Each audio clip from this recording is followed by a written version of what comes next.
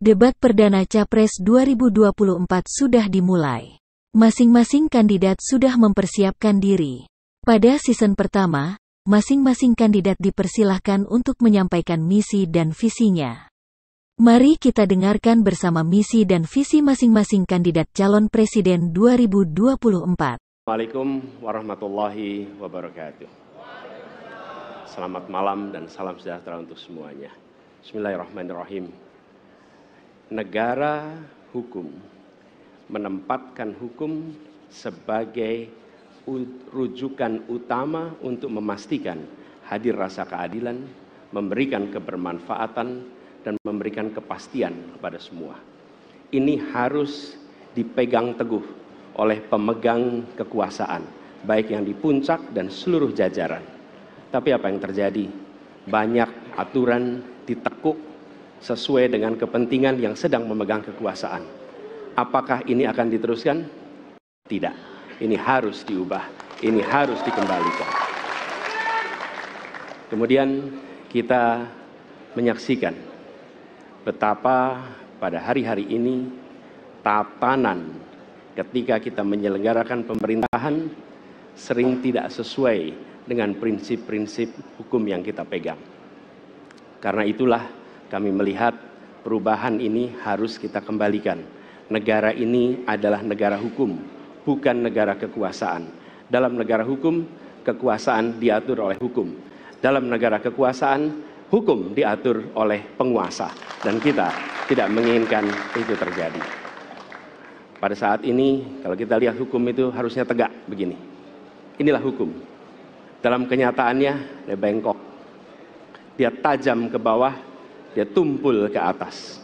Dan kondisi ini tidak boleh didiamkan, tidak boleh dibiarkan, dan harus berubah. Karena itu kita mendorong perubahan, mengembalikan hukum menjadi tegak kepada semuanya. Kita sadar, dan saya sadar sejak muda saya telah mengangkat sumpah untuk membela Pancasila dan Undang-Undang Dasar 45. Di dalam Undang-Undang Dasar 45, di situ pendiri-pendiri bangsa kita mendirikan sebuah republik.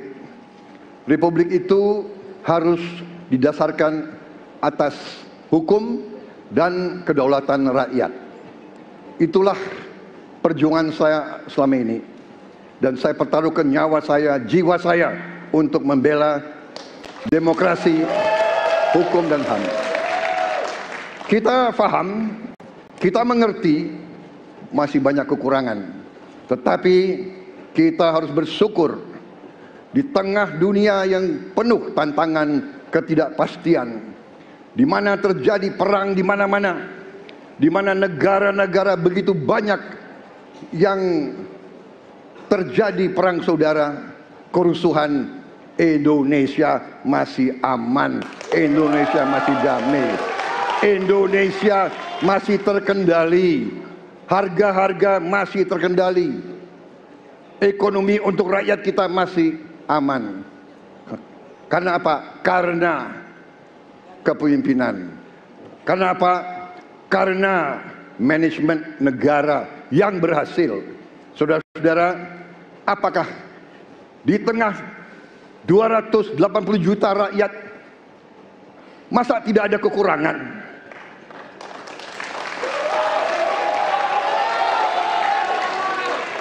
Tetapi kita harus arif, kita harus dewasa, dan kita tidak boleh munafik.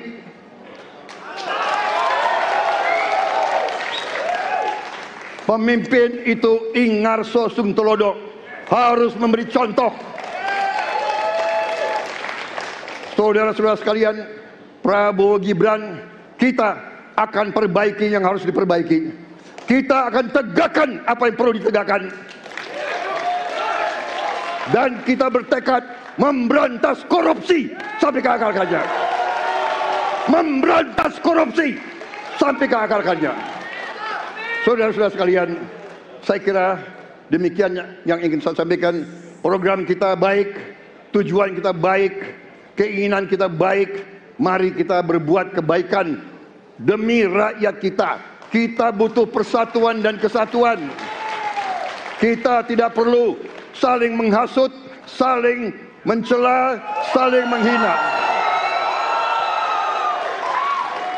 Demi rakyat kita yang kita cintai, kita butuh kesejukan, ketenangan, kerukunan.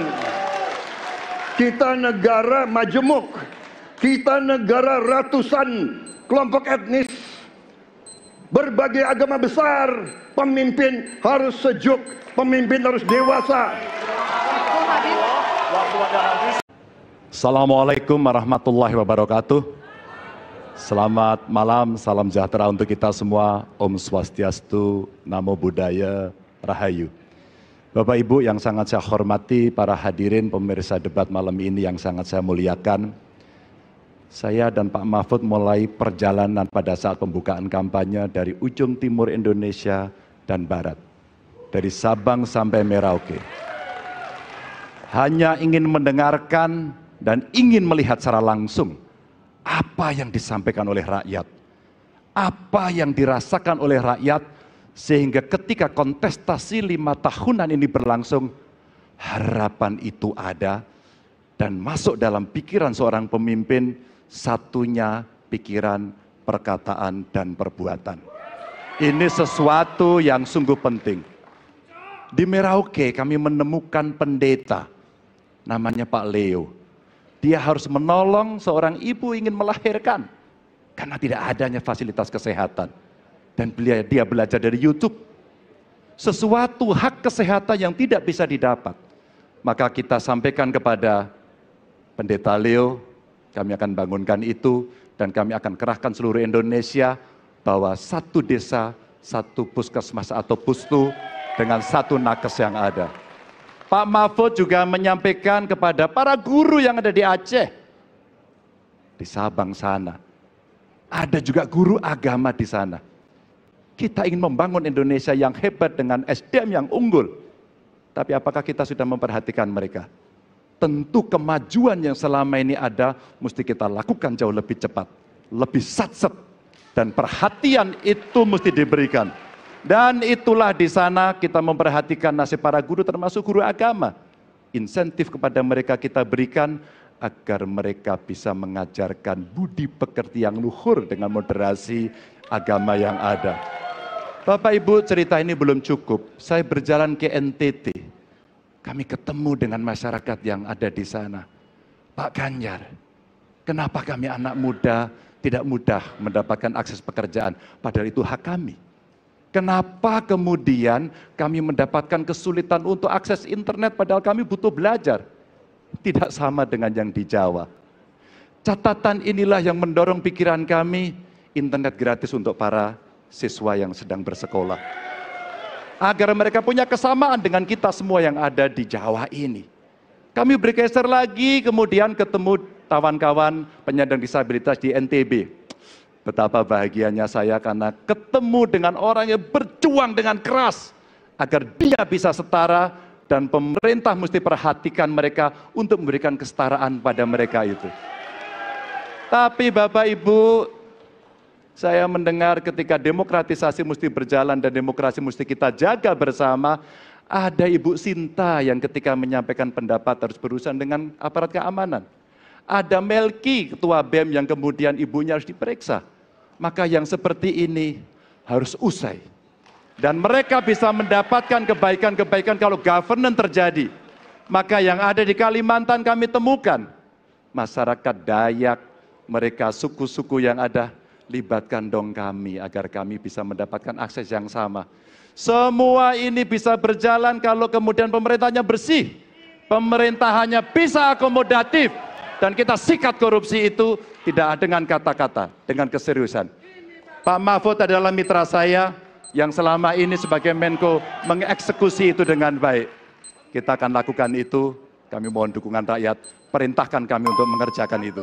Terima kasih. Wassalamualaikum warahmatullahi wabarakatuh. Demikian sudah disampaikan misi dan visi masing-masing kandidat calon presiden 2024. Semoga menjadikan acuan bagi kita rakyat Indonesia untuk memilih calon presiden kita dengan bijak.